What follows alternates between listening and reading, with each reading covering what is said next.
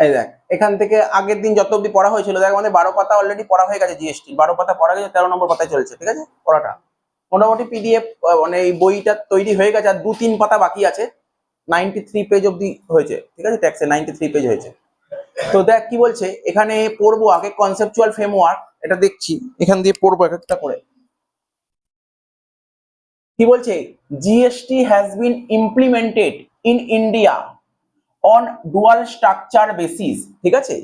মানে আমাদের দেশে, যে আমি আগের দিনও বলেছিলাম, আমাদের দেশে যে জিএসটি আছে, জিএসটির কোন মডেল ফলো করা হয়, ডুয়াল মডেল ফলো করা হয়, ডুয়াল মডেল ফলো করা হয়। এমনি আমাদের দেশের সরকার যখন জিএসটি আসবে বলে ভেবেছিল, অ্যাকচুয়ালি জিএসটি তো 2004 সালের পলিসি, 2004-এই আনতে চেয়েছিল, কিন্তু তখন কোনো স্টেট গভর্নমেন্ট আনতে দেয়নি, কেননা সেই সময় দেশের সরকার চেয়েছিল জিএসটি ন্যাশনাল লেভেলে, ন্যাশনাল করতে, মানে জিএসটি যে টাকাটা কালেক্ট হবে পুরো টাকাটাই সেন্ট্রাল গভর্নমেন্ট নেবে।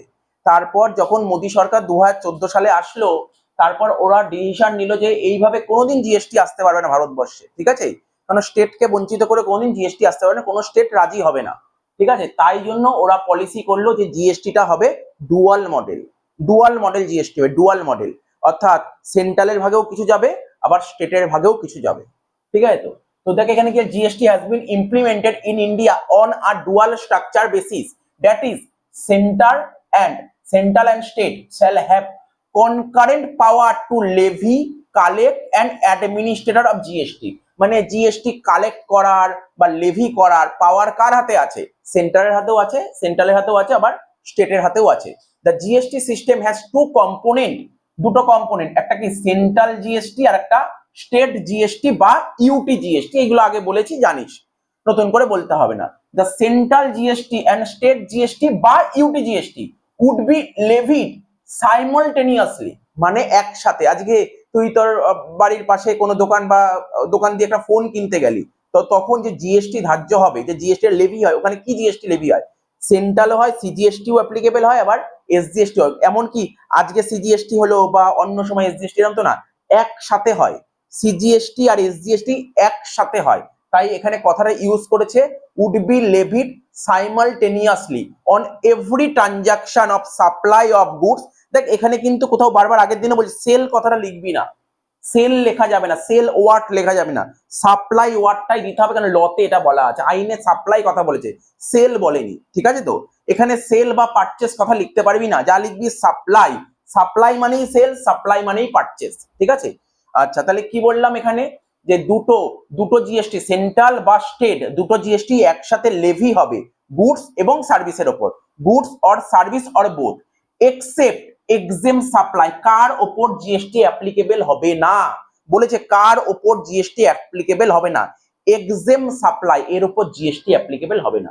তাহলে কার উপর জিএসটি অ্যাপ্লিকেবল হবে না, মাথায় রাখবে, এরপরে হয়তো আমরা পড়বো এক্সেম সাপ্লাই কাকে বলে, এক্সেম সাপ্লাই কাকে বলে 2 মার্কসে দিয়ে দিতে পারে, ঠিক আছে। তো তো এক্সেম সাপ্লাইয়ের উপর জিএসটি অ্যাপ্লিকেবল হয় না।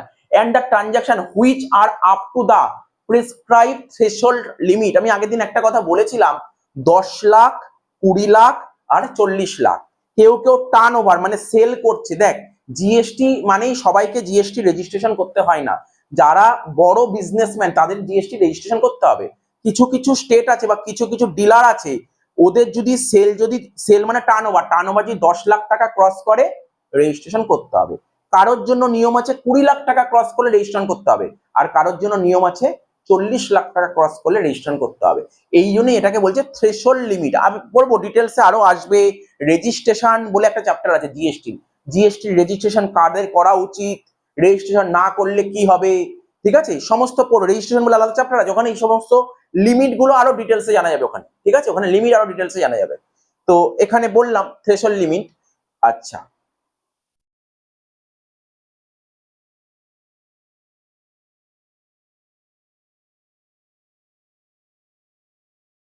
নেক্সট কি বলেছে দেখ, সিজিএসটির ফুল ফর্ম তো শিখে গেছি আমরা, central goods and services tax. তার আগে না এই যে লেখাগুলো লিখে দিই, যেখানে একবার লেখাগুলো দেখলে আগে এক একটা করে দেখে নি, আমরা কালকে করেছি, লাস্ট ক্লাসে করেছি, এগুলো বলতে পারবো।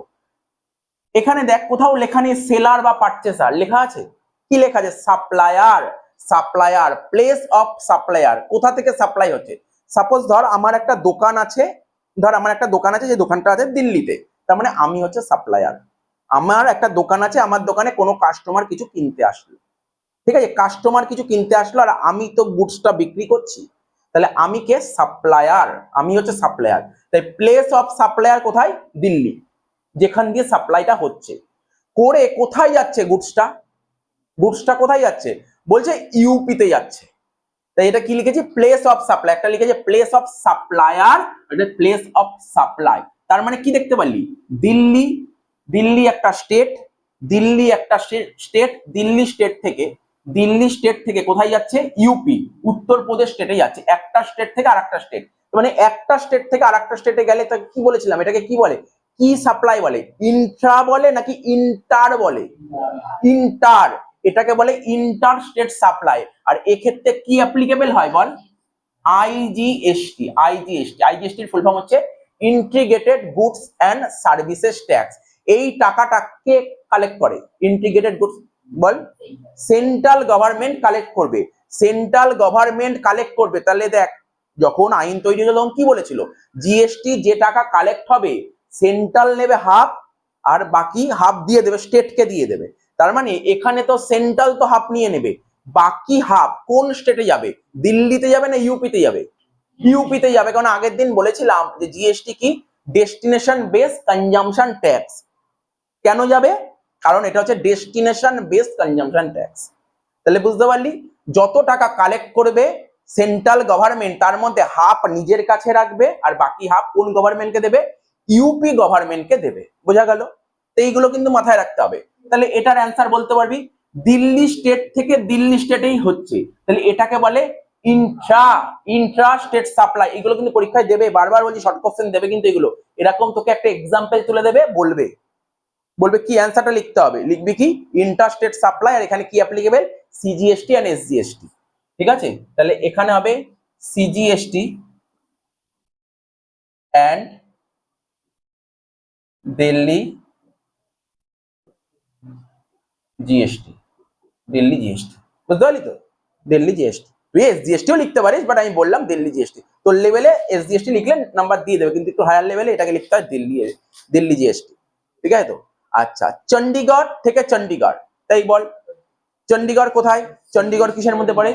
হ্যাঁ বল, সিজিএসটি আর কারণ চণ্ডীগড় হচ্ছে ইউনিয়ন টেরিটরির মধ্যে পড়ে, ইউনিয়ন টেরিটরির মধ্যে পড়ে। আমি আগের দিন তো লিস্ট দিয়ে দিচ্ছি না, আমি তো লিস্ট দিয়ে দিলাম কোন কোন গুলো ইউনিয়ন টেরিটরির মধ্যে 8টা পড়ে, জিওগ্রাফি বই খুললে 8টা পড়ে, কিন্তু জিএসটি বলছে এখানে 5টা নেবে, এখানে 5টা আসবে ইউনিয়ন টেরিটরির মধ্যে। বাকি যে 3টি ইউনিয়ন টেরিটরি জিওগ্রাফি বই খুলে দেখাচ্ছে সেটা ইউনিয়ন টেরিটরি নয়, কারণ সেই 3টি ইউনিয়ন টেরিটরি বিধানসভা ভোট হয়, লেজিসলেচার, তাই ওটাকে স্টেট কাউন্ট করে। যেমন দিল্লি, জম্মু কাশ্মীর, ঠিক আছে, তোর পুডুচেরি, ঠিক আছে, তাই এইগুলো হচ্ছে এইগুলোর বিধানসভা ভোট হয়, লেজিসলেচার, তাই এটাকে স্টেটের মধ্যে ফেলে দিই। যেগুলো মনে রাখতে হবে, কিন্তু গুলিয়ে ফেললে চলবে না। ঠিক আছে তো? তাহলে এটা কি লিখবো?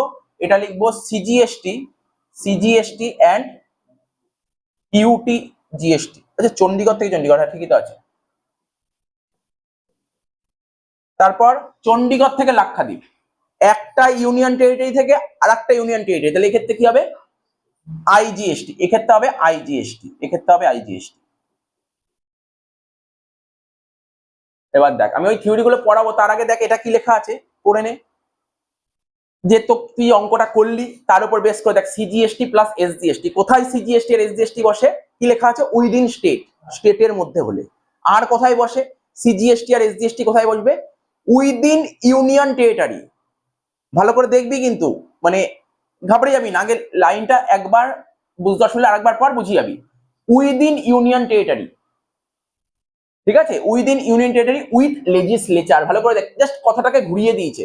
আরে যখনই বললো উইথ লেজিসলেচার মানেই তো state, with union territory with legislature. মানে আমি যে তোকে বলেছিলাম 8খানা ইউনিয়ন টেরিটরি আছে, তার মধ্যে 3টে ইউনিয়ন টেরিটরি লেজিসলেচার হয়ে গেছে। তা লেজিসলেচার মানে কি? স্টেট। তার মানে এবার এই পুরোটাকে স্টেট ভাব, তাহলে উইদিন স্টেট, তাহলে কি হচ্ছে? অ্যান্সার তো আলটিমেটলি একই আসলো, জাস্ট ঘুরিয়ে লেখাটা ঘোরানো আছে। ওখানে যে ডেফিনেশন লেখাবো না, এই কথাগুলো লেখা যাতে বুঝতে অসুবিধা না হয়, আমি পড়িয়ে দিচ্ছি। আচ্ছা, তারপর কি বলেছে? সিজিএসটি আর ইউটি জিএসটি কখন হয়? সিজিএসটি আর ইউটি জিএসটি কখন হয়? ওই যে কি বললাম, কি বলেছিলাম বল, একই ইউনিয়ন টেরিটরির মধ্যে হলে। তাহলে কি লেখা আছে? উইদিন ইউনিয়ন টেরিটরি, ঠিক আছে। আর উইথআউট লেজিসলেচার মানে তো এক, ভালো করে বোঝ, উইথআউট লেজিসলেচার বলেছে। যদি বলতো উইথ লেজিসলেচার তাহলে কি হতো, স্টেট হয়ে যেত। তো স্টেট তো না, তো সুতরাং লাইন গুলো পড়। এবার কি বলছে, আইজিএসটি। আইজিএসটি কি বলছে, আইজিএসটি কখন হয়, একটা স্টেট থেকে আর একটা স্টেটে হলেই তো আইজিএসটি হয়। একটা স্টেট থেকে আর একটা ইউনিয়ন টেরিটরি হলে আইজিএসটি হয়। একটা ইউনিয়ন টেরিটরি থেকে আর একটা ইউনিয়ন টেরিটরি হলে আইজিএসটি হয়। তাই তো লেখা আছে, তিনটে পয়েন্টে লেখা আছে, দেখ কি লেখা আছে, one state to another state, one union territory থেকে আনাদার ইউনিয়ন টেরিটরি, তারপর one state to another union territory, IGST হয়।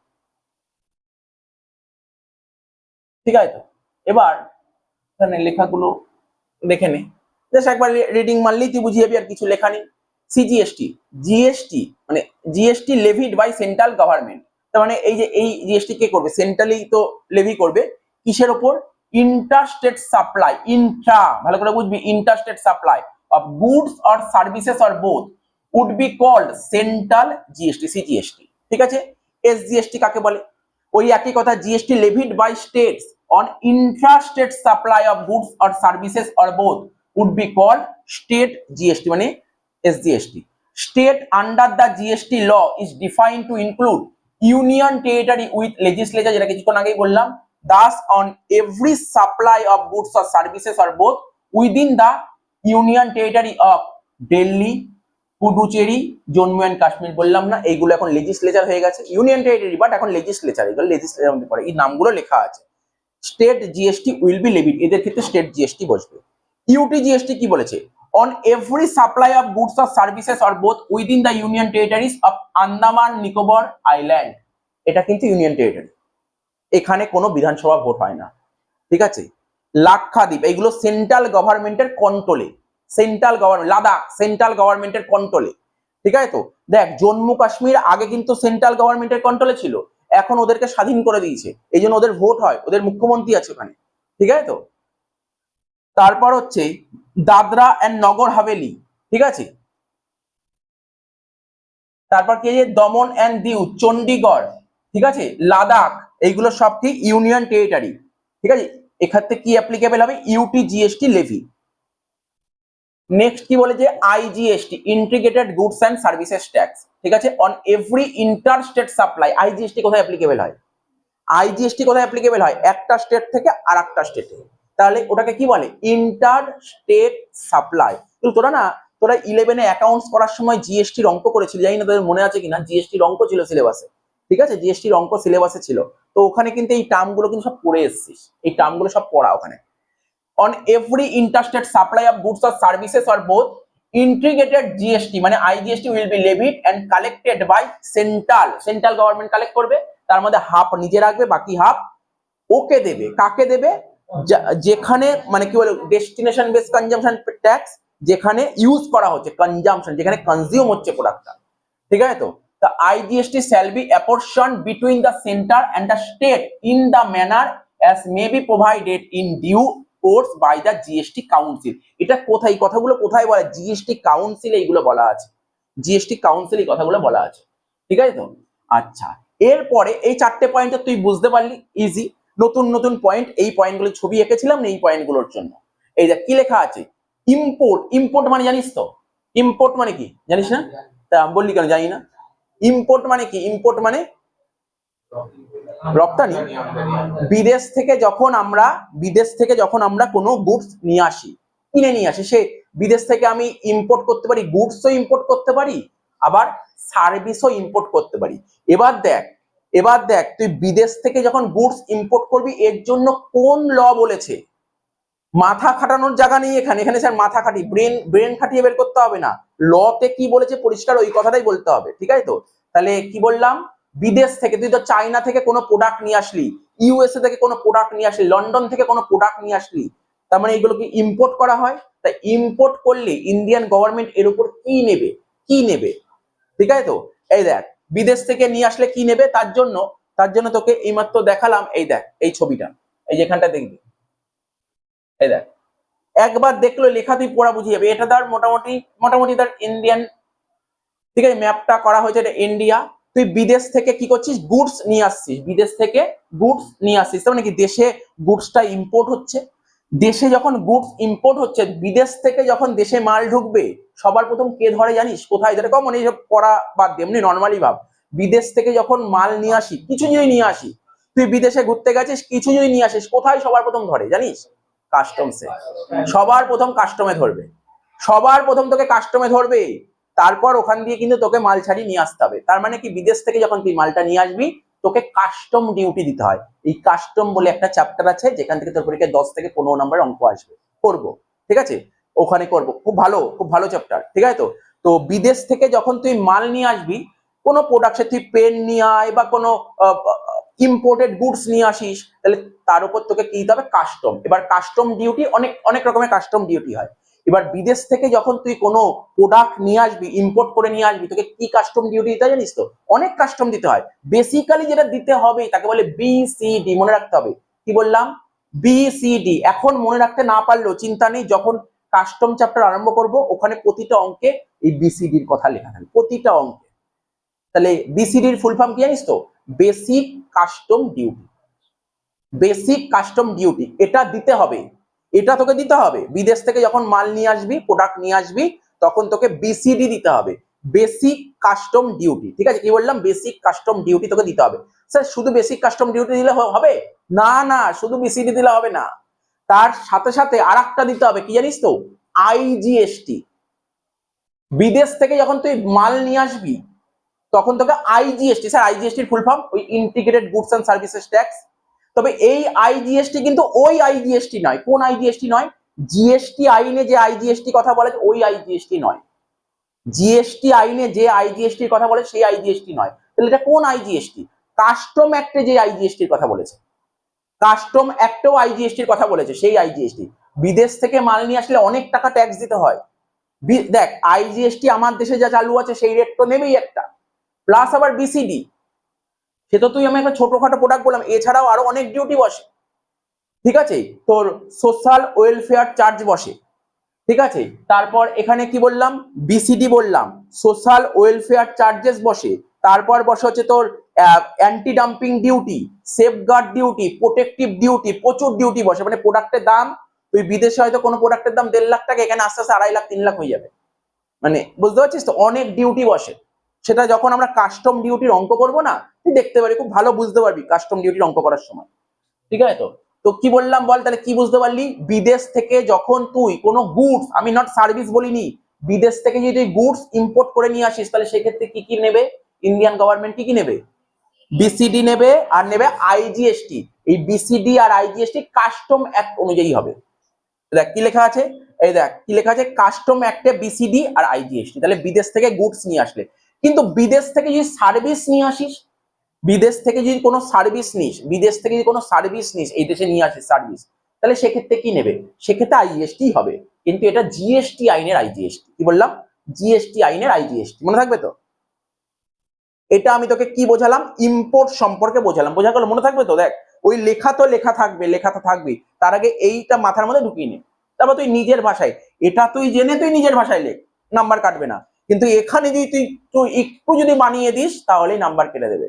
তুই লিখে দিলি গুডস আর সার্ভিসের ক্ষেত্রে কাস্টম অ্যাক্ট ওয়াইজ বিসিডি আর আইজিএসটি, কেটে দেবে, 0 দিয়ে দেবে।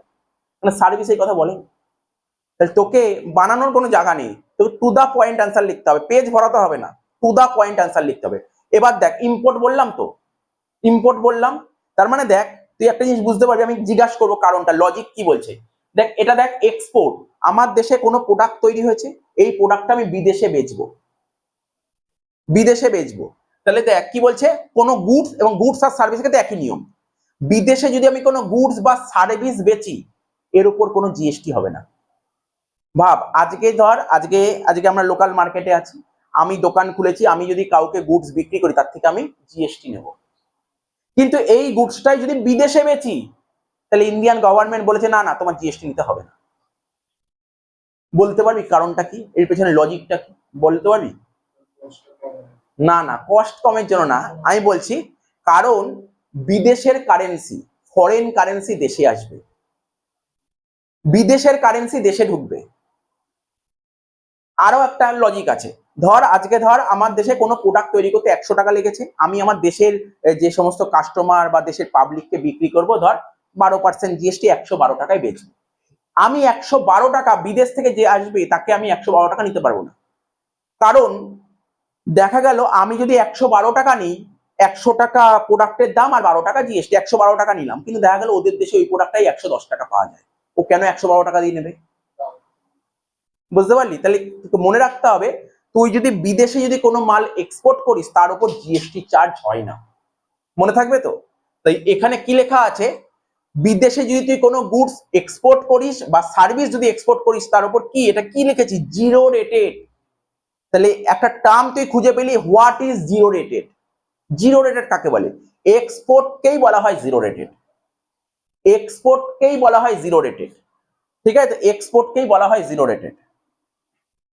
আরো কিছু কথা, ছোট ছোট পয়েন্ট তোর সামনে তুলে ধরেছি এই জিনিসগুলো, তারপর আমি লিখবো লেখা কি লেখা আছে।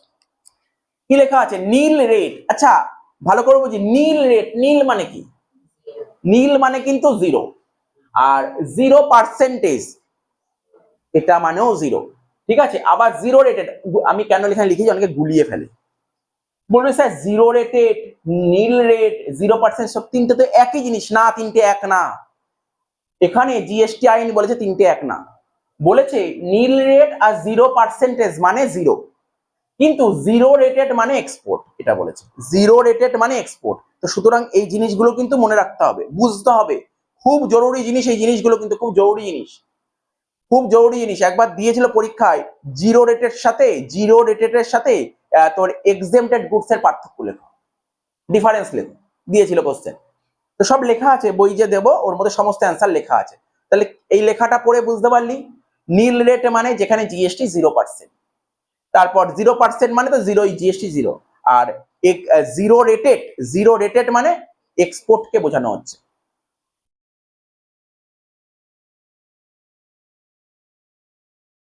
এইটুকু করবো, তারপর নোটে চলে যাবো। নোট কি বলেছে, নীল রেটেড একটা লিখেছি, নীল রেটেড, আর একটা লিখেছি জিরো রেটেড।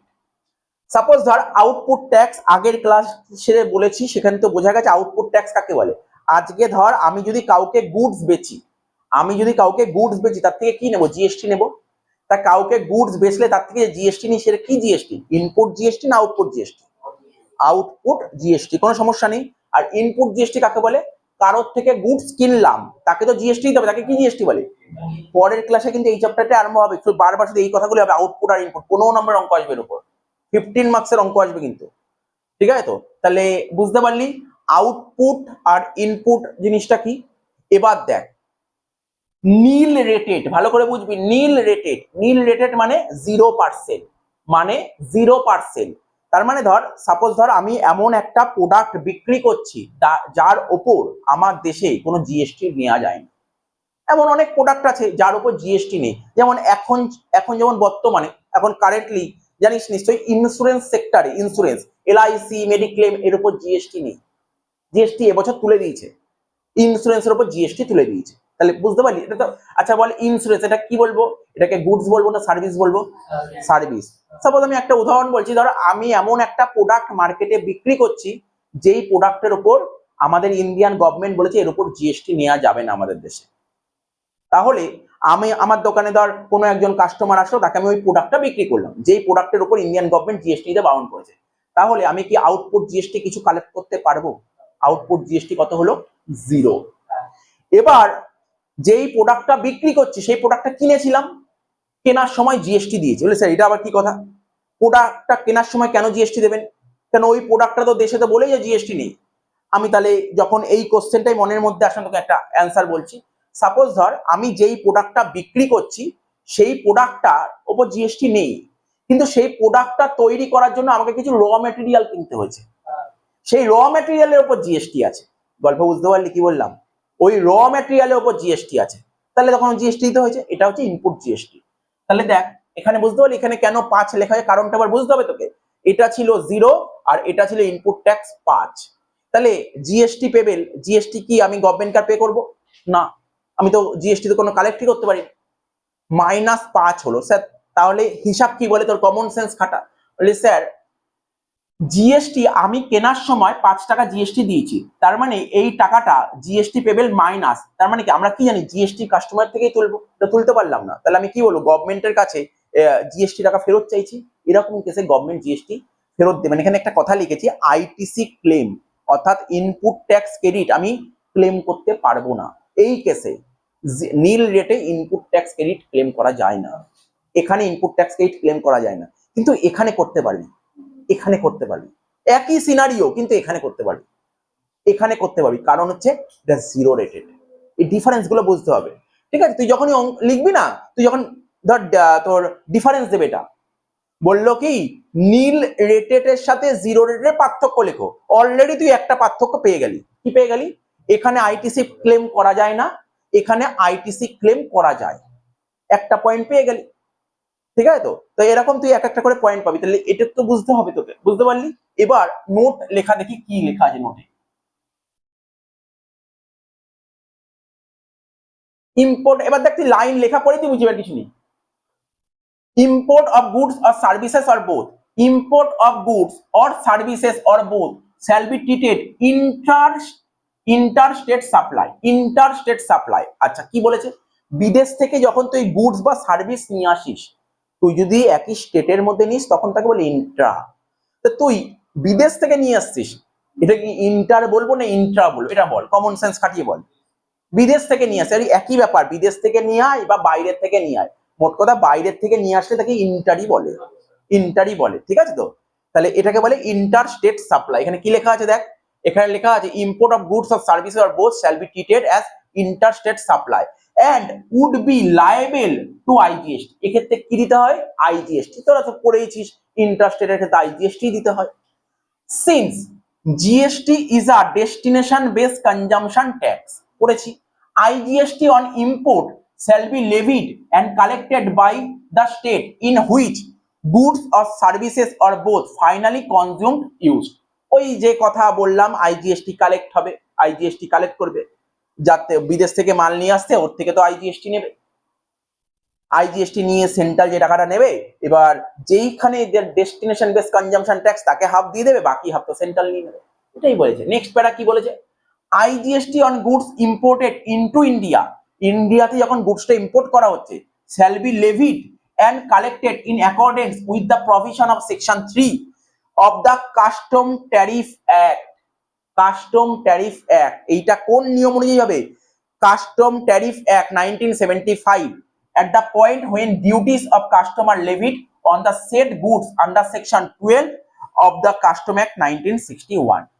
তো অনেক সেকশন দিয়ে দিয়েছে, তো নরমালি মনে রাখ তুই বিদেশ থেকে গুডস নিয়ে আসলে কি বসে? আইজিএসটি বসে আর বিসিটি বসে। ঠিক আছে, এটা কোন আইন অনুযায়ী? কাস্টম অ্যাক্ট আইন অনুযায়ী। ঠিক আছে, মনে রাখতে পারবি। এবার বলছে কি export of goods or services or both, বিদেশে যদি কোনো মাল এক্সপোর্ট করিস, export will be treated zero rated supply. এক্সপোর্টকেই বলা হয় zero rated supply, zero rated supply. No tax, বলছে no tax of goods or services or both, however credit of input. ঠিক আছে, credit of input, credit of input tax, credit of input tax মানে input tax credit, and exporter can claim refund. ঠিক আছে, of the same, ওই ITC claim করতে পারবে, এটা লিখে দিয়েছি। ঠিক আছে, তো এই পয়েন্ট হয়ে গেল, 5-6 পয়েন্ট হয়ে গেল। এবার থ্রেশহোল্ড লিমিট তোকে বলছিলাম বলবো, সেইটা লিখে রেখেছি থ্রেশহোল্ড লিমিট। তখন বলছিলাম না একটা কথা, 20 লাখ, 10 লাখ আর 40 লাখ, মনে পড়ে? বলেছিলাম থ্রেশহোল্ড লিমিট একটা বলেছিলাম, কারোর জন্য 10 লাখ, কারোর জন্য 20 লাখ, কারোর জন্য 40 লাখ। 40 লাখ কাদের জন্য জানিস তো? 40 লাখ যারা শুধুমাত্র গুডসে ডিল করে, শুধু গুডস, অন্য কিছু না, শুধু গুডসে ডিল করলে 40 লাখ, শুধু গুডস হলেই 40 লাখ। তো এখানে কি বলছে? এখানে কোথায় লিখে থ্রেশহোল্ড লিমিট। ঠিক আছে, তো এগ্রিগেট টার্নওভার, এগ্রিগেট মানে, এগ্রিগেট মানে জানিস এগ্রিগেট মানে কি? এগ্রিগেট মানে কি? টোটাল, টোটাল এগ্রিগেট মানে টোটাল। টার্নওভার মানে sale, total sale in a financial year, এক বছরে যদি তোর 20 লাখ টাকার মধ্যে হয়, তাহলে আর তোর কোনো দরকার নেই, রেজিস্ট্রেশন করার দরকার নেই। 20 লাখ টাকার মধ্যে হলে, আপ টু 20 লাখ, 20 লাখ টাকা ক্রস করলে রেজিস্ট্রেশন যেতে হবে। Aggregate turnover in a financial year up to 10 lakh, ঠিক আছে, 10 লাখ টাকার মধ্যে হলে কোনো রেজিস্ট্রেশন করার দরকার নেই। কিন্তু এটা সবার জন্য নয়, কিছু সিলেক্টেড স্টেট, মানে নর্থ ইস্ট নাম শুনিস? নর্থ ইস্ট, নর্থ ইস্ট শুনেছিস তো? ওই নর্থ ইস্টে যে সমস্ত স্টেট গুলো পড়ছে, কি কি আছে দেখ লেখা আছে, নাগাল্যান্ড, মিজোরাম, ত্রিপুরা, ঠিক আছে, আর হচ্ছে মণিপুর। ঠিক আছে, কি কি লেখা আছে দেখলি, নাগাল্যান্ড, মণিপুর, মিজোরাম, ত্রিপুরা। ঠিক আছে, না জানলেও চলবে, মানে এই স্টেট গুলোর নাম তবু একটা পড়ে রাখলি সুবিধা হবে। ঠিক আছে তো, আচ্ছা এবার কি বলছে, engage in exclusive supply of goods, শুধুমাত্র গুডস যদি সাপ্লাই করিস, ঠিক আছে, সেক্ষেত্রে এগ্রিগেট টার্নওভার বলেছে কত, বছরে 40 লাখ টাকা। তাহলে এটা হচ্ছে থ্রেশহোল্ড লিমিট। আমরা যখন রেজিস্ট্রেশন চ্যাপ্টার করবো এই টার্মগুলো, এই ভ্যালুগুলো খুব জরুরি হয়ে বেরোবে। ঠিক আছে, এগুলো জেনে রাখতে হবে তোকে। আচ্ছা এবার হচ্ছে এক্সাম সাপ্লাই, বলছিলাম এক্সাম সাপ্লাই পড়বো, দেখ এক্সাম সাপ্লাই চলে এসেছে এখানে।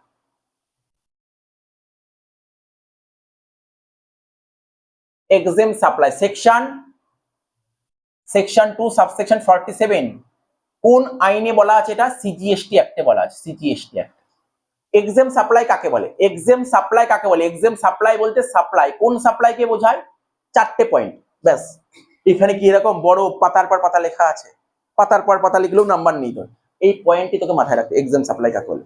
এক্সাম সাপ্লাই বলতে কাকে বোঝায় তোকে লিখতে হবে যে সিজিএসটি অ্যাক্টের এত নম্বর ধারায় এক্সাম সাপ্লাই বলতে সেই সাপ্লাই গুলোকে বোঝায়। কোন supply?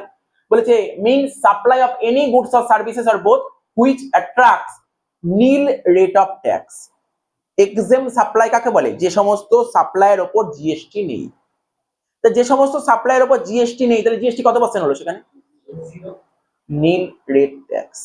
Next, wholly exempt from a tax under section 11 of CGST Act. CGST Act মানে সেন্ট্রাল, এটা পুরো সেন্ট্রালের হাতে। ওর 11 নম্বর ধারায় এমন কিছু জিনিস বলে দিয়ে wholly exempt from tax। এখানে এটা কি হয়, সেন্ট্রাল গভর্নমেন্ট কি করতে পারে, হয় নোটিফিকেশন জারি করতে পারে। নোটিফিকেশন বুঝতে পারছিস তো, সেন্ট্রাল গভর্নমেন্ট একটা গ্যাজেটে ওদের একটা নোটিফিকেশন জারি করলো যে না এই সমস্ত গুডস এর উপর জিএসটি নেব না, একটা নোটিফিকেশন জারি করে দিল। বা একটা স্পেশাল অর্ডার দিতে পারে। স্পেশাল অর্ডার বুঝিস কাকে বলে? বল, একটা সেন্ট্রাল গভর্নমেন্ট স্পেশাল অর্ডার, যখনই ধর আজকে বসে আছিস, ধর রাত্রিবেলা বাড়িতে গিয়ে দেখলি সেন্ট্রাল গভর্নমেন্ট একটা স্পেশাল অর্ডার দিল। সেন্ট্রাল গভর্নমেন্ট স্পেশাল অর্ডার কে দেয় জানিস তো? আমাদের দেশের পিএম, ঠিক আছে, নরেন্দ্র দামোদর মোদী। দেখবি যখন নোট বাতিল হয়েছিল, সবাই ঘুরছিলি, রাস্তাঘাটে ঘুরছিলি, পুজোর সময় ঠাকুর দেখতে বেরিয়েছিলি, রাত্রিবেলায় উনি একটা অ্যানাউন্স করে দিল যে না এই তারিখ থেকে সমস্ত এই নোটগুলো, পুরোনো নোটগুলো সব বাতিল হয়ে যাবে। বা ধর যখন করোনা হলো তখন রাত্রিবেলায় ডিক্লেয়ার করলো, মনে ছিল তো, ঢাক ঢোল মানে থালা বাটি বাজাতে হবে, তাহলে কি এটা মানে জারি করেছিল, দেখেছিলি তো? ওইগুলো কি, এটা হচ্ছে স্পেশাল অর্ডার। যখন করোনা চলছিল দেখি রেডিওতে খুব বলছিল, এগুলো স্পেশাল অর্ডার। এর জন্য কোনো কিছু আইন ফাইন দরকার হয় না, ওটা স্পেশাল অর্ডার। তার মানে কি, এইগুলো যখন খুশি এটা করতে পারে, স্পেশাল অর্ডার এটা। তার মানে কি বলছে, wholly exempt from tax under section 11 of CGST Act। CGST অ্যাক্টের 11 নম্বর ধারায় হয় এটা নোটিফিকেশন জারি করতে পারে বা স্পেশাল অর্ডারের থ্রুতে এইগুলো করতে পারে। আর wholly exempt from tax under section 6 IGST Act। আর কি বলেছে, নন ট্যাক্সেবল সাপ্লাই। তা 4টে পয়েন্ট বুঝে গেলি, নন ট্যাক্সেবল সাপ্লাই। ঠিক আছে, এমন কিছু সাপ্লাই করি যার উপর ট্যাক্সই নেই। ঠিক আছে তো, তাহলে এটা হচ্ছে এক্সাম সাপ্লাই। এবার নীল রেট অফ ট্যাক্স, এটা বুঝতে পারলি। মিনস নীল রেট ট্যাক্স কাকে বলে? Means rate of tax on goods or services zero, যার উপর জিরো হয়, জিরো নীল রেট ট্যাক্স। একই কথা, কিন্তু লাইনগুলোর মানে একবার দেখে নিতে হবে। এবার কি বলছে, নন ট্যাক্সেবল সাপ্লাই। এই দেখ, নন ট্যাক্সেবল সাপ্লাই, এগুলো সব দেখে রাখবি কিন্তু। নন ট্যাক্সেবল সাপ্লাই, এই দেখ নন ট্যাক্সেবল সাপ্লাই কি লেখা আছে, সিজিএসটি অ্যাক্টের সেকশন 2 সাবসেকশন 78 এ নন ট্যাক্সেবল সাপ্লাইয়ের মধ্যে কি কি পয়েন্ট লেখা আছে, কোন কোন সাপ্লাইয়ের ওপর। দেখ, নন ট্যাক্সেবল সাপ্লাই মানে কি, যেই সমস্ত সাপ্লাইয়ের ওপর কোনো ট্যাক্স নেবে না। কি ট্যাক্স নেবে না? কোন ট্যাক্স নেবে না? জিএসটি নেবে না। জিএসটি নেবে না, ট্যাক্স তো আছে কিন্তু জিএসটি নেই। এই যে এই সমস্ত আইটেমের ওপর ট্যাক্স আছে কিন্তু জিএসটি নেই। আবার বোঝ, এই যে কি বলেছিলাম আগের দিন, alcoholic liquor for human consumption বলেছিলাম না, alcoholic liquor for human consumption, ওর উপর কি জিএসটি আছে? ওটা জিএসটি নেই কিন্তু ট্যাক্স তো আছে ওর উপর। ওর উপর ভ্যাট আছে, এক্সাইজ আছে। কি বললাম বুঝতে পারলি? এটা হচ্ছে নন ট্যাক্সেবল সাপ্লাই। বলছে means a supply of goods or services or both which is not leviable tax, এর উপর ট্যাক্স ধার্য হবে না। কি কি? পেট্রোলিয়াম প্রোডাক্ট, আমি বলেছিলাম 5টা পেট্রোলিয়াম প্রোডাক্ট বলেছিলাম, 5খানা আগের দিন বলেছিলাম কিন্তু। নন জিএসটি গুডস কি বলেছিলাম? 5টা পেট্রোলিয়াম প্রোডাক্ট বলেছিলাম, 5টা পেট্রোলিয়াম প্রোডাক্ট লিখেওছি আজকে। তাহলে দেখ, ক্রুড পেট্রোলিয়াম, ঠিক আছে, high speed diesel, high speed diesel, ঠিক আছে তো, মোটর স্পিড, ঠিক আছে, তারপর হচ্ছে ন্যাচারাল গ্যাস, আর এটা কি এটিএফ, এটিএফ। আচ্ছা জানি এই এটিএফটা কোথায় কাজে লাগে? এই তেলটা, এই ফুয়েলটা কোথায় কাজে লাগে বলতে পারবি? জানিস? জানিস কোথায় কাজে লাগে? ওই, হ্যাঁ তো বলছিলি প্লেন চলে না, প্লেনে যে, প্লেনে যেটা চলে এই ফুয়েলটাই দিতে হয়, ঠিক আছে, ঠিক আছে। এই পরীক্ষা তোকে লিখতে দেবে না কোথায় এটা ইউজ হয়, ঠিক আছে তো। তো বললাম আমি। আর এখানে কি আছে এটা আগেই বললাম, এটা জানিস, প্রত্যেকেই জানি, এটা বলার কিছু নেই। অ্যালকোহলিক লিকার ফর, অ্যালকোহল লিখলে হবে না কিন্তু, alcoholic liquor for human consumption, ঠিক আছে। হিউম্যান যেইগুলো, যেই অ্যালকোহল গুলো, যেই অ্যালকোহল লিকার গুলো কনজিউম করে তার উপর কিন্তু জিএসটি চালু নেই, তার উপর জিএসটি চালু নেই, তার উপর জিএসটি চালু নেই, অন্য ট্যাক্স চালু আছে, অন্য ট্যাক্স চালু আছে, ঠিক আছে তো। আচ্ছা এবার কি বলেছে দেখ, এটা কি আছে দেখ, GST, rate of GST, rate of GST, শোন জিএসটি রেট কি বলছে, rate of CGST and SGST and IGST. বলছে কি দা সিজিএসটি, আসতে একটু একটু আসতে, the CGST and SGST, the CGST and SGST would be levied at rates to be jointly decided by the central and state। এই যে জিএসটি যে rate ঠিক হয়েছে না, এটা এই জিএসটি রেট কোথায় ঠিক হয়েছে? জিএসটি কাউন্সিলে বসে রেটটা ঠিক হয়, জিএসটি কাউন্সিলে বসে রেটটা ঠিক হয়েছে, এবং সেখানে সেন্ট্রাল এবং স্টেট যৌথভাবে ওরা রেটটা ঠিক করেছে, ঠিক আছে তো। তো বলছে recommendation of the GST council, the rate of IGST shall be decided by the central government. তাহলে আইজিএসটি রেটকে ডিসাইড করে central government on the recommendation of the GST council. Peak rate ভালো করে দেখ, কি peak rate of CGST and IGST, ভালো করে দেখ, সিজিএসটি রেট কত আছে, এর পিক রেট কত, মানে কত হাইয়েস্ট কত যেতে পারে সিজিএসটি, মানে এইগুলো না, এইগুলো যখন খুশি যা খুশি রেট করতে পারবে না, ওর কাউন্সিলে এইগুলো বলা আছে, এর বেশি যেতে পারবে না। কাউন্সিল কি বলছে জানিস? এখন আমাদের দেশে সবচেয়ে হাইয়েস্ট, মানে তোরা তো পড়েছিস, বল কি কি জিএসটি রেট শুনেছিস এতদিন পর্যন্ত? জিএসটি রেট তোরা তো, হ্যাঁ বল, 5, 12, 18, 28, এত অবধি তো এতদিন ছিল। কিন্তু যখন খুশি সেন্ট্রাল গভর্নমেন্ট, মানে এটা পারে যে জিএসটি রেট ম্যাক্সিমাম, ওটা 28 অবধি এতদিন ছিল, কিন্তু ওটা বাড়াতে পারে, কিন্তু এখন জিএসটি রেট কত হয়ে গেছে? বলছে ম্যাক্সিমাম 40% অবধি যেতে পারে, 40% অবধি জিএসটি রেট করতে পারে, এটা কাউন্সিলে বলা ছিল। ম্যাক্সিমাম 40% নিতে পারে, ম্যাক্সিমাম, ঠিক আছে তো। তো তাই কি হয়, পিক রেট অফ সিজিএসটি, ভালো করে শোন, 40% যদি ম্যাক্সিমাম নেয়, তাহলে ধর এই দুটো পার্ট করলাম, দুটো পার্ট, এর মধ্যে হাফ যাবে সেন্ট্রাল আর হাফ যাবে স্টেট, তাহলে সেন্ট্রালে কত হবে 20, স্টেটের কত হবে 20, তাহলে কি বুঝতে পারলি? তাহলে পিক রেট কত হতে পারে, ম্যাক্সিমাম রেট সেন্ট্রাল সিজিএসটি কত হতে পারে, এখানে দেখতে পারলি, দেখ দেখে তুই বলতে পারবি। আরে তোর জিএসটির ম্যাক্সিমাম রেট কত আছে? 40, তাহলে সিজিএসটি ম্যাক্সিমাম কত হতে পারে? 20। এটা তো তাই লেখা আছে, peak rate of CGST and IGST have been provided in the law 20%, CGST maximum 20 হতে পারে। মনে থাকবে দেখ, তুই 40 মনে রাখলে এটা মনে থাকবে। কেননা ধর আজকে ধর তুই ধর কোনো একটা ফোন কিনলি, 12% জিএসটি নিল, তাহলে 12% জিএসটি বিলে কি লেখা থাকে? সিজিএসটি 6, এসজিএসটি 6, তাহলে 12টা দুটো ভাগ হয়ে গেল না? তাহলে ম্যাক্সিমাম যদি 40% জিএসটি হয়, তাহলে দুটো ভাগ করলে কত হবে? 20, তাহলে সিজিএসটির ম্যাক্সিমাম কত হতে পারে? 20। আর ম্যাক্সিমাম জিএসটি 40ই হবে, তাহলে আইজিএসটি কত হবে? 40, আইজিএসটি 40, ঠিক আছে তো। তাহলে এই লাইনটা পরে না বোঝার কিছু নেই, সিম্পল লাইন বলেছে এটা। আচ্ছা এবার দেখ জিএসটি রেট ফর গুডস। আচ্ছা এখানে লেখা আছে, তোরা বলতে পারবি, আমি আগের দিনও বলেছিলাম, তোরা দেখবি দোকানে দেখবি অনেকে গোল্ড কিনতে যায়, সোনা কিনতে যায়, জানিস তো, সোনা যদি তুই অনেক দোকানে দেখবি, সোনা যদি দেখবি অনেকে ক্যাশ টাকা দিয়ে যদি সোনা কেনে না, দেখবি অনেকে ক্যাশ টাকা দিয়ে সোনা কেনে, তখন জিএসটি ওকে বিল দেয় না, জিএসটি বিল দেয় না। এবার অনেকে যদি অনলাইন পেমেন্ট করে না, তখন কিন্তু তাকে জিএসটি বিল দেয়। দেখবি যদি অনলাইন কখনো কিনিস বা যদি তুই বিল নিয়ে আসিস, দেখবি পাকা বিল যেগুলো হয়, তুই যদি বিল নিয়ে আসিস দেখবি, তোকে দেখবি ওখানে জিএসটি রেট কত লেখা আছে, দেখবি 3% লেখা থাকে। তাহলে সোনা, রূপো, গোল্ড, সিলভারের উপর কত পার্সেন্ট জিএসটি নেয় জানিস তো? 3% জিএসটি নেয়। তুই কখনো ধর বলবো কি পিসি চন্দ, সেনকো, এখান দিয়ে কখনো কিনিস, দেখবি ওরা তো অবশ্যই জিএসটি রেট দেবে বিল। আমাদের এখানে রোডের মুখে যে রূপশ্রী জুয়েলার্স, ওখানেও কিন্তু বিল দেবে, ঠিক আছে তো। তাহলে কত পার্সেন্ট নেবে? গোল্ড বা সিলভারের উপর 3% নেবে, 3% জিএসটি। তাহলে এটা বুঝতে পারলি, গোল্ড সিলভারের উপর কত পার্সেন্ট? 3%। দেখ লিখে রেখেছি গোল্ড সিলভার, এইগুলো আমি তোকে বলছি এইগুলো তো জাস্ট নলেজের জন্য, কোনোদিন পরীক্ষায় এইগুলো লিখতে দেবে না, ঠিক আছে? এইগুলো তোকে কোনোদিন পরীক্ষায় লিখতে দেবে না, ঠিক আছে? তো এইগুলো তোকে কোনোদিন পরীক্ষায় লিখতে দেবে না। দেখ শোন কি বলেছে তারপর, প্রিসিয়াস স্টোন লাইক ডায়মন্ড এর উপর কত পার্সেন্ট জিএসটি রেট?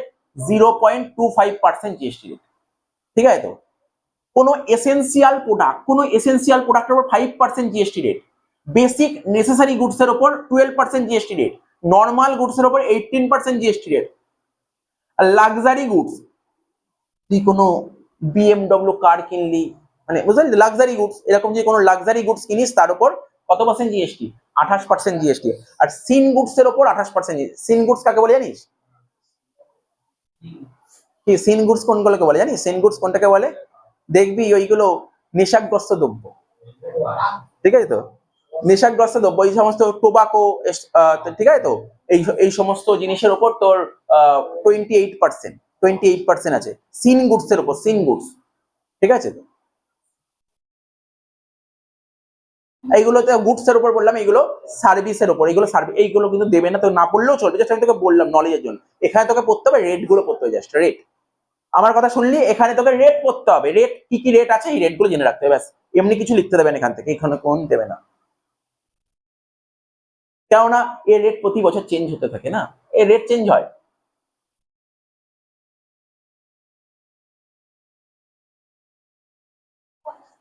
এই দেখ এখানে দেখ লেখা আছে, suppose the rate of GST on a particular goods 18%, কোনো গুডস এর উপর ধর 18% জিএসটি, কোনো গুডস আজকে তুই তুই আজকে তুই ধর তুই বেঙ্গলে আছিস, বেঙ্গল থেকে কোনো একটা প্রোডাক্ট কিনবি 18%, যার উপর জিএসটি রেট, তাহলে সেন্ট্রাল কত নেবে? 9। স্টেট কত নেবে? তাহলে সিজিএসটি 9, এসজিএসটি 9। কোনো পরের ক্লাসে এর উপরই অঙ্ক হবে, সিজিএসটি এসজি সব অঙ্ক, সিজিএসটি এসজিএসটির উপর অঙ্ক করবে, ঠিক আছে? তো ওই অঙ্ক ভালো করে করতে হবে। দেখ GST structure in India goods আর সার্ভিস, তো বললাম 0, 5, 12, 18, 28, ঠিক আছে? তো 3% কাদের জন্য, 0.25% কাদের জন্য বললাম, এগুলো জাস্ট কয়েকটা লিস্ট দিয়েছে, দেখে নিতে পারিস, না পড়লেও চলবে, জাস্ট আমি দিয়েছি কিসের উপর কি কি রেট আছে, কোন কোন গুডস এর উপর কি কি রেট আছে। পার্লেজির উপর 12% জিএসটি।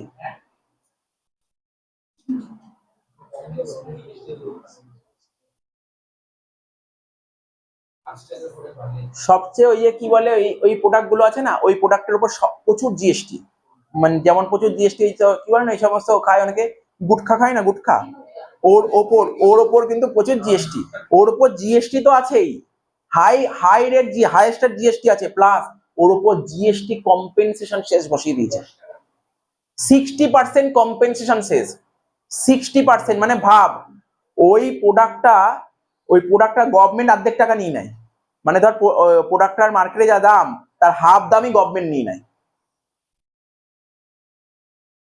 আচ্ছা দেখ এখানে কি বললাম, এই দেখ নন জিএসটি গুডস, দেখ এখানে কি লেখা আছে, নন জিএসটি গুডসটা দেখ,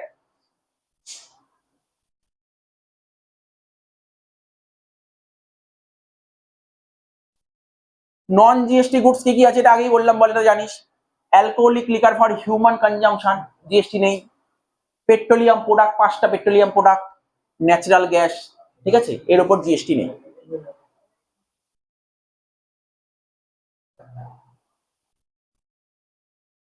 আচ্ছা ওই কথাটাই ওখানে লিখলাম, দেখি আলাদা করে লিখেছি ওইটাই, দেখ এটা একটু বড় করে লিখেছি, ওই কথা একই কথা, দেখ একই কথা, alcoholic liquor for human consumption, 5টা পেট্রোলিয়াম প্রোডাক্ট, কথা বলিস না, কথা বলিস না তুই, 5টা পেট্রোলিয়াম প্রোডাক্ট, একটা ক্রুড পেট্রোলিয়াম, মোটর স্পিরিট মানে petrol, high speed diesel, natural gas, ঠিক আছে, এটিএফ, এটিএফ, ঠিক আছে, এইগুলো নন জিএসটি গুডস, এইগুলো কিন্তু খুব ইম্পর্টেন্ট কোশ্চেন, এগুলো পরীক্ষায় দেবে কিন্তু, ঠিক আছে, এর উপর নন জিএসটি, ইলেকট্রিসিটির উপর নন জিএসটি গুডস। এবার দেখ অবজেক্টিভ অফ জিএসটি, একবার দিয়েছিল পরীক্ষাতে, আমি কোশ্চেনটা তুলে দিয়েছি, জিএসটির অবজেক্টিভস কি, আমরা জিএসটির সুবিধা পড়িয়েছি, অ্যাডভান্টেজ পড়িয়েছিলাম আগের দিন, আজকে এখানে কি দেখলি, জিএসটির ফিচার্সও পড়িয়েছিলাম, এখানে অবজেক্টিভস, ঠিক আছে? তাহলে কি বলছে, অবজেক্টিভসটা কি, জিএসটির অবজেক্টিভসটা কি, কি বলেছিল মোদী সরকার, কি বলে মোদী গভর্নমেন্ট জানিস তো, ওয়ান নেশন ওয়ান ট্যাক্স বলেছিল না, এক দেশ এক কর, ওয়ান নেশন ওয়ান ট্যাক্স, তারপরে one nation one tax, it helps create a common market, এটা কি হবে, একটা কমন মার্কেট তৈরি হবে, অর্থাৎ তুই একটা প্রোডাক্ট ভারতবর্ষের যেই প্রান্তে জানা কেন সব জায়গায় একই দাম পাবি, ঠিক আছে তো। In India with a uniform taxation system, মানে ট্যাক্সেশন সিস্টেমটা ইউনিফর্ম, সব জায়গায় এক। 2 নম্বর, ইট রিমুভস, আমি আগের দিন বলেছিলাম কাসকেডিং এফেক্ট, অর্থাৎ ট্যাক্সের উপর ট্যাক্স এখন রিমুভ হয়ে গেছে, আগে ট্যাক্সের উপর ট্যাক্স বসতো, এখন এটা রিমুভ হয়ে গেছে, ঠিক আছে তো। It also allow the setting of for prior taxes that are related to the same transaction in the form of the input tax credit. আগে কি ছিল না, ট্যাক্সের উপর ট্যাক্স বসতে যেত, ট্যাক্সের উপর ট্যাক্স বসতো, এখন এটাই তো উঠে গেছে, এটা হলো কাসকেডিং এফেক্ট। নেক্সট কি বলেছে, to subsume most indirect tax into a single taxation system that reduces the burden of compliances of taxpayer and easy to government tax administration process। মানে আগে ভারতে না প্রচুর ইনডাইরেক্ট ট্যাক্স ছিল, এখন সব ইনডাইরেক্ট ট্যাক্সকে, সমস্ত ইনডাইরেক্ট ট্যাক্সকে এক জায়গায় করে জিএসটি আনা হয়েছে। কিন্তু আমি বলছি হয়তো 99% ইনডাইরেক্ট ট্যাক্সটা জিএসটির মধ্যে এসছে, এখনো 1% বাকি আছে, ওটা এখনো আসতে পারেনি। কি বললাম, হয়তো আগামী দিনে চলে আসবে। সমস্ত এখনো ভারতে আগে যে সমস্ত ইনডাইরেক্ট ট্যাক্স ছিল না, এখনো অনেক ইনডাইরেক্ট ট্যাক্স আজকের দিনেও চালু আছে, ভ্যাট এখনো চালু আছে, ঠিক আছে। এখনো অনেক ইনডাইরেক্ট ট্যাক্স ভারতবর্ষে, এখনো অনেক ইনডাইরেক্ট ট্যাক্স এখনো চালু আছে, সব এখনো বন্ধ করতে হয়নি। যেমন দেখ ওই কি বললাম, অ্যালকোহলিক লিকার ফর হিউম্যান কনজাম্পশনের উপর কি চলছে এখন, ভ্যাট চলছে তো, এক্সাইজ চলছে তো, ঠিক আছে, ওইগুলো চলছে, এখনো বন্ধ হয়নি ওইগুলো, ঠিক আছে তো। আর ওটা তো মনে হয় না অ্যালকোহলিক লিকার ফর হিউম্যান কনজাম্পশনের উপর জিএসটি আসবে বলে কোনোদিন। আচ্ছা তাহলে বুঝতে পারলি, এটা তো একেবারে রিডিং মারলেই হয়ে যাবে, একদম পুরো এইটুকু লিখলেই হবে, 3টে পয়েন্ট। নন জিএসটি গুডস তোকে বলে দিলাম। এই যে এই কোশ্চেনটা খুব important question, very very important question পরীক্ষার জন্য, ফাইনাল পরীক্ষায় আসবে। আমি যে সাজেশন মোটামুটি ভাবে স্টার্ট করেছি তার মধ্যে এই কোশ্চেন গুলো তুলেছি, ঠিক আছে, এই কোশ্চেন গুলো তুলেছি। তো দেখ কি বলছে, ট্যাক্সেস নট সাবসিউম ইন জিএসটি, মানে অনেক ইনডাইরেক্ট ট্যাক্স তো জিএসটির মধ্যে চলে এসছে, ঠিক আছে। বলছে কোন কোন ট্যাক্স, কোন কোন ইনডাইরেক্ট ট্যাক্স এখনো জিএসটির মধ্যে আসেনি, তোকে নাম দিতে পারে, কয়েকটা পড়বি নাম। কি বলেছে, কোন কোন সেন্ট্রাল ট্যাক্স এখনো আসেনি, কোন কোন, ভালো করে শোন, কোন কোন সেন্ট্রাল ইনডাইরেক্ট ট্যাক্স এখনো জিএসটির মধ্যে আজকের দিনেও আসতে পারেনি, যেটা বললাম বিসিডি, এটা তো মনে রাখতেই হবে, বিসিডি বেসিক কাস্টম ডিউটি, এটা এটা ইনডাইরেক্ট ট্যাক্স, এটা এখনো আসেনি। নেক্সট কি বলেছে, research and development duty, export duty, anti dumping duty, safeguard duty, ঠিক আছে, excise duty on tobacco product, tobacco প্রোডাক্টের উপর এক্সাইজ বসে, টোবাকো প্রোডাক্টের উপর। আর লেভি অন 5 পেট্রোলিয়াম প্রোডাক্ট, যে বললাম 5টা পেট্রোলিয়াম প্রোডাক্ট, এর ওপরও এখনো জিএসটি আসেনি।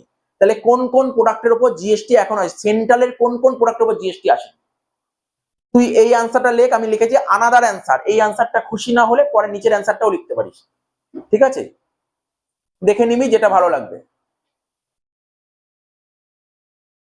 সেন্ট্রাল বললাম, এবার স্টেট, স্টেট কি কি আছে, স্টেটের state excise on liquor, liquor alcoholic liquor, ঠিক আছে তো।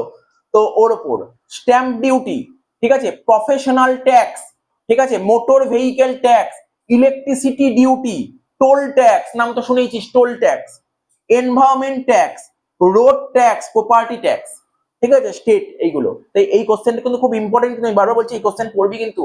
আর এরকম কোশ্চেন ধর লেখাটা কত ইজি, জাস্ট নামগুলো লিখতে হবে, নাম্বার পেয়ে যাবে, ঠিক আছে তো। এরকম কোশ্চেন দেবে, হয়তো সব করা দেবে না, হয়তো বলবে 2টো লেখো বা 3টে লেখো, বললো 2টো সেন্ট্রাল লেখো 2টো স্টেট লেখো, এরকম কোশ্চেন দেয় কিন্তু।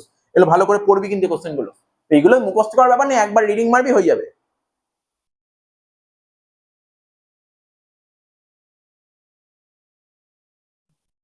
আচ্ছা ওইগুলো বললাম, কোন কোন ইনডাইরেক্ট ট্যাক্স এখনো জিএসটির মধ্যে আসেনি, এবার পড়বো কোন কোন ইনডাইরেক্ট ট্যাক্স জিএসটির মধ্যে এসছে, ঠিক আছে। দেখ লেখা আছে ট্যাক্সেস সাবসিউম ইনটু জিএসটি, কোন কোন স্টেট ট্যাক্স জিএসটির মধ্যে এসছে, কি লেখা আছে, ভ্যাট, সেলস ট্যাক্স। এখন উড়িষ্যার ভ্যাট তো দেখ, ভ্যাট যা ছিল, যে সমস্ত প্রোডাক্টের উপর ভ্যাট ছিল, সব প্রোডাক্ট হয়তো আসেনি, মানে অনেক প্রোডাক্ট আছে যার উপর ভ্যাট চালু ছিল, সেগুলো এখন জিএসটি চলে এসেছে, অনেক প্রোডাক্ট। যেমন তুই বল, তুই দোকানে জুতো কিনতে গেলি, লেদারের জুতো, ওর উপর তো আগে ভ্যাট ছিল, এখন তো জিএসটি চলে এসছে, ঠিক আছে।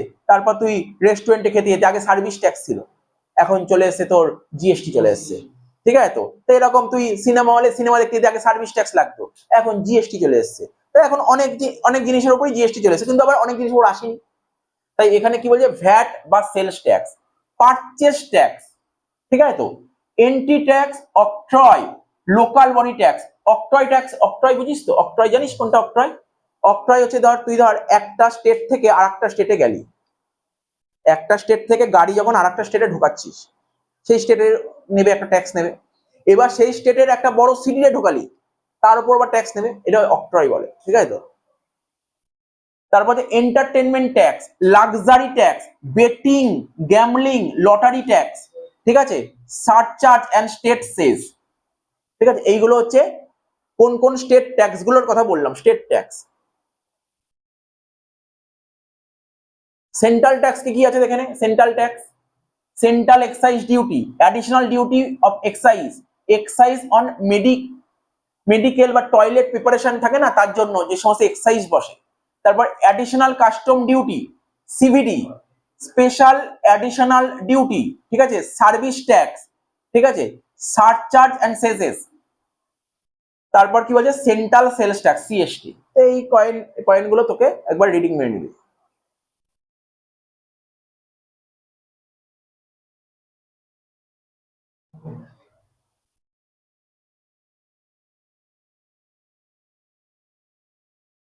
এবার এইটা পড়বো, জিএসটি কম্পেনসেশন শেষ।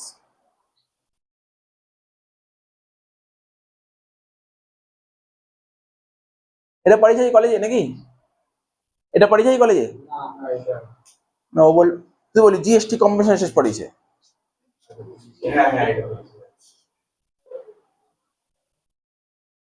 এটা খুব ইম্পর্টেন্ট কোশ্চেন, হ্যাঁ।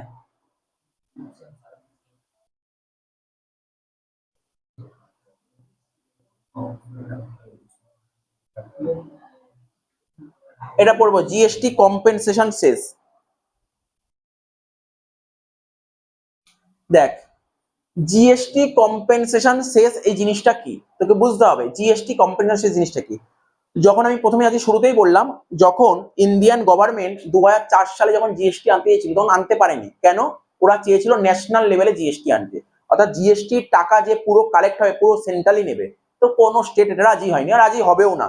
যদি এটাই হতো তাহলে চলতো কি করে? তাহলে সেই সমস্ত স্টেট চলতো কি? রাজি হয়নি। পরবর্তী সময় যখন মোদী গভর্নমেন্ট আসলো 2014 সালে, তারপর ওরা ভাবলো যে না, এরকম ভাবে কোনোদিন জিএসটি ভারতে লাগু হতে পারবে না। তো তখন ভাবলো এটা ডুয়াল মডেল করা যাক। ডুয়াল মডেল করার কথা ভাবলো। তো ডুয়াল মডেল মানে যত টাকা জিএসটি কালেক্ট হবে, সেন্ট্রাল নেবে হাফ আর স্টেট নেবে হাফ। এক্ষেত্রে এই যখন এই প্রপোজালটা যখন রাখা হলো স্টেটের কাছে, স্টেট কিছুটা রাজি হলো। রাজি তো হলো, তারপর আবার ওদের বললো, রাজি তো হলো, তারপর আবার ওদের মাথায় আবার অন্য একটা জিনিস চাপলো। রাজি হলো, প্রথমে তো বললো যে না, ন্যাশনাল লেভেল রাজি না। কেন? ওরা তো 1 টাকাও জিএসটি পেত না। তারপর যখন ডুয়াল লেভেল করলো, তখন হাফ তো জিএসটি পাচ্ছে, হাফ পেলো, তখন আবার ওদের মাথায় বলছে না, আমরা রাজি না। কি নিয়ে ওদের ঝামেলাটা কি নিয়ে বাঁধলো? বলছে, দেখ ভালো করে শুনবি কি কথা বলেছিল। ওদের মাথায় যেটা এসেছিল, বলছে যতদিন জিএসটি চালু ছিল না, তখন ছিল ভ্যাট, ছিল সিএসটি, এরকম অনেক ট্যাক্স ছিল। তখন তো আমাদের স্টেট, প্রতিটা স্টেট কিছু না কিছু তো টাকা রেভিনিউ কালেক্ট করতো। প্রতিটা স্টেট ধর ভ্যাট, সিএসটি বা আরো যে সমস্ত ইনডাইরেক্ট ট্যাক্স ছিল, সেখান থেকে তো অনেক টাকা কালেক্ট করতো। এখন জিএসটি আসার ফলে ওদের টাকাটা যদি কম হয়, ভালো করে বোঝ, আগে ধর 100 টাকা কালেক্ট করতো, মানলাম 100 টাকা কালেক্ট করতো। এখন ধর জিএসটি আসার ফলে, ধর সাপোজ ধর 120 টাকা আসলো। ভালো করে বোঝ, 120 টাকা কার আসলো? পুরো পুরো গভর্নমেন্টের আসলো 120 টাকা।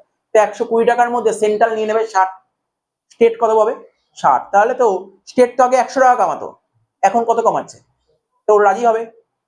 রাজি হবে? তো এই প্রস্তাবটা স্টেট আবার সেন্ট্রালের কাছে রাখলো। সেন্ট্রাল ভাবলো এই কথাটা, এটা ভাবলো, চিন্তা ভাবনা করলো, বললো না এটা তো সত্যি, এটা তো সত্যি। আর একটা কি হয়, প্রতি বছর যে একটা স্টেট না একটা রেভিনিউ কালেক্ট করে, যে ট্যাক্সের থ্রু রেভিনিউ কালেক্ট করে। তো সাপোজ ধর রেভিনিউ কালেক্ট করে ধর 100 টাকা কালেক্ট করে, যে প্রতি বছর গ্রোথ, বুঝিস তো গ্রোথ কাকে বলে? গ্রোথ, যে আগের বছর যা ছিল এই বছর আরো বাড়ছে। তো প্রতি বছর রেভিনিউ বাড়ছে। তো ওরা বললো, যে স্টেট বললো অন অ্যান অ্যাভারেজ কোন স্টেট 12%-এর বেশি গ্রোথ হচ্ছে, কোন স্টেটের 12%-এর কম গ্রোথ হচ্ছে। তো সেন্ট্রাল ভাবলো ঠিক আছে, যাও, তোমাদের 12%-এর গ্রোথ হচ্ছে মানছি। তোমরা বলছো তোমাদের 100 টাকা লাস্ট ইয়ারে রেভিনিউ কালেক্ট করেছো, আর বলছো তোমাদের অন অ্যান অ্যাভারেজ 12% গ্রোথ হচ্ছে, তাহলে তোমার কত হলো? 112 দরকার তোমার নেক্সট ইয়ারে। সেন্ট্রাল বলে দিয়েছে আমি 114 দেবো। 100 তুমি যা কালেক্ট করছো করো, ঠিক আছে। যদি শর্ট পড়ে, সেই ভরপাইটা আমি করে দেবো। কি বললাম বুঝিসনি? কি বললাম বুঝেছিস? ধর সাপোজ ধর ওরা আগে 100 টাকা কালেক্ট করতো আর প্রতি বছর গ্রোথ হচ্ছে 12%, তাহলে ওদের কত হওয়া উচিত পরের বছর? 112। তো ওরা কেন রাজি হবে? যদি 75 পায় ওরা কোনোদিন রাজি হবে না। তো সেন্ট্রাল বলেছে, তখন মোদী গভর্নমেন্ট বলেছিল যে না, এই যে তোমাদের যে ক্ষতি হবে সেই ক্ষতিটা আমি পূরণ করে দেবো। আমি তোমাকে, তুমি 12% গ্রোথ, আমি তোমাকে 14% গ্রোথের হিসেবে টাকা দেবো, 114 দেবো, ঠিক আছে। তুমি কি কালেক্ট করছো সেটা আমাকে বলবে, তারপর ওটাকে দিয়ে অডিটর জেনারেল দিয়ে সমস্ত অডিটিং করানো হবে, ঠিক আছে। সমস্ত হিসাবপত্র দেখা হবে, লেখা কি আছে পড়বো, ঠিক আছে। তো তাহলে 114% দেবে, 114 দেবে, ঠিক আছে, 114 টাকা দেবে। যত টাকা শর্ট পড়বে, ভালো করে শুনবি, ও জিএসটি থ্রুতে স্টেট যত টাকা কালেক্ট করবে 114 থেকে, সাপোজ ধর ও ধর 102 টাকা কালেক্ট করতে পারলো, 102 টাকা কালেক্ট করতে পারলো স্টেট, কিন্তু সেন্ট্রাল তো বলেছিল 114 দেবে, তাহলে শর্ট পড়লো কত? 12 টাকা। এই 12 টাকা সেন্ট্রাল দিয়ে দেবে। এখন প্রশ্ন হলো, স্যার সেন্ট্রাল তো দেবে 12 টাকা, সেন্ট্রাল টাকা পাবে কোথা থেকে? আর একটা প্রশ্ন, এই ভরপাইটা, এই ক্ষতিপূরণটা কত বছর দেবে? ক্ষতিপূরণটা বলেছিল 5 বছর। আমি তো পুরো গল্প বলে দিচ্ছি, তারপর তুই লেখা লিখতে পারবি। বলছে এই ক্ষতিপূরণটা 5 বছর দেবে। তাহলে জিএসটি চালু হয়েছিল কবে ভারতবর্ষে? 1/7/17, 5 বছর গুণ 1/7/17 থেকে 5 বছর মানে খুব সম্ভবত 30/6/22। কত বছর হলো? 30/6/22, 30/6/22 অব্দি ক্ষতিপূরণ দেবে। বোঝা গেল? তাহলে ক্ষতিপূরণ দেওয়ার জন্য তো সেন্ট্রাল গভর্নমেন্টকে টাকা জোগাড় করতে হবে, ও টাকা জোগাড় করবে। স্যার কোথা থেকে টাকা জোগাড় করবে? সিন গুডস আর লাক্সারি গুডস। যারা যারা সিন গুডস ইউজ করবে ওদের থেকে প্রচুর প্রচুর টাকা নেবো। দেখ জিএসটির টাকা তো নেবই, তাছাড়া ওর উপর কম্পেনসেশন সেস বসিয়ে দেবে। কম্পেনসেশন সেস কি বললাম বুঝতে পারলি? ওর উপর কম্পেনসেশন, যে বললাম তোকে কি বললাম যে গুটখা, ওর উপর 60% কম্পেনসেশন সেস আছে। বা প্রোডাক্টটা তৈরি করতে যদি 100 টাকা লাগে, 60% কম্পেনসেশন সেস মানে কি ভাব, 100 টাকা যদি প্রোডাক্টটার দাম হয়, সাপোজ 60 টাকা কম্পেনসেশন সেস বসিয়ে দিয়েছে, ঠিক আছে। আবার ধর জিএসটি ধর ওর উপর ম্যাক্সিমাম রেট 28%, আরো 28%, তাহলে কত টাকা? তুই ভাব, প্রোডাক্টটা তৈরি করতে 100 টাকা লাগলো, আর 60 আর 28 মানে 88 টাকা শুধু সেন্ট্রাল গভর্নমেন্টই নিয়ে চলে যাবে। কি বললাম বুঝতে পারছিস তো কি বললাম? তাহলে এই সমস্ত গুডস, লাক্সারি গুডস এর উপর প্রচুর নেব। এখান দিয়ে টাকাটা তুলবে, টাকাটা তুলে একটা ফান্ডে থাকবে, সেই টাকাটা স্টেটের যে ক্ষতিপূরণ হবে তাদেরকে দিয়ে দেবে।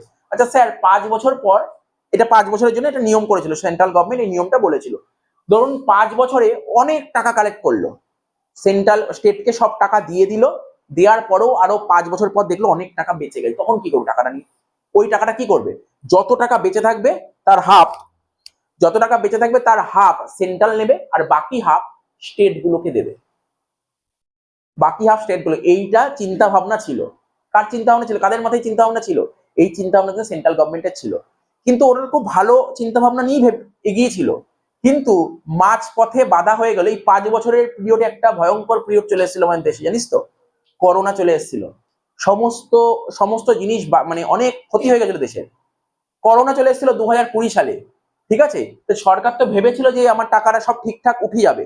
ও আর একটা কথা বলি, মাঝখানে একটা কথা বলিনি, এই যে এইগুলোর ওপর কতদিন পর্যন্ত নেবে, এই শেষটা কতদিন বসাবে?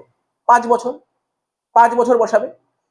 এখনো কিন্তু এর উপর চলছে, এখনো কিন্তু এই যে সমস্ত যে টোবাকো বা সিন গুডস বা তার কি বললাম লাক্সারি গুডস, এর উপর এখনো চলছে। স্যার কেন এখনো চলছে? কারণ সরকার টাকা তুলতে পারেনি। 5 বছরে যে ক্ষতিপূরণটা দিতে হয়েছে সেই টাকা এখনো সরকার তুলতে পারেনি, এখনো তাই জন্য নিয়ে যাচ্ছে। এই জন্য আমি তোকে এইমাত্র লিখালাম না, কোথায় দেখ, এখানে একটা নোট লিখিয়েছিলাম, এই দেখ ভালো করে দেখ, নোটটা লিখিয়েছিলাম।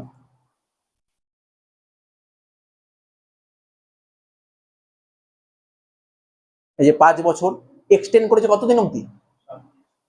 এক্সটেন্ড করেছে? 31/3/26, মানে খুব সম্ভবত 3.5 বছর আরো এক্সটেন্ড করেছে। এই 31/3/26 মানে এই বছর। কিন্তু তোদের কি মনে হয় যে, আমি কমন সেন্স মাথা খাটি বল, তোর কি মনে হয় সরকার এই সিন গুডস আর লাক্সারি গুডস এর ওপর টাকা যদি পুরো কম্পেনসেশন সব টাকা উঠেও যায়, শোন শোন কথা বলিস না, ডিস্টার্ব করিস না, কলেজে বলেনি কথাগুলো, ঠিক আছে তো? কলেজে বলেনি সব কথা। শোন, এই কম্পেনসেশন গুডস এর উপর ধর টাকাদার পুরো উঠেও গেল, তা সত্ত্বেও কি সরকার কি 31/3/26 পর কি এই সিন গুডস আর লাক্সারি গুডস এর উপর কি তোর কম্পেনসেশন শেষ কি তুলে দেবে? কি মনে হয় তুলে দেবে? মনে হয় সরকার যদি একবার কোনো ট্যাক্স যদি একবার চালু করে দেয়, ট্যাক্স আর তোলে না।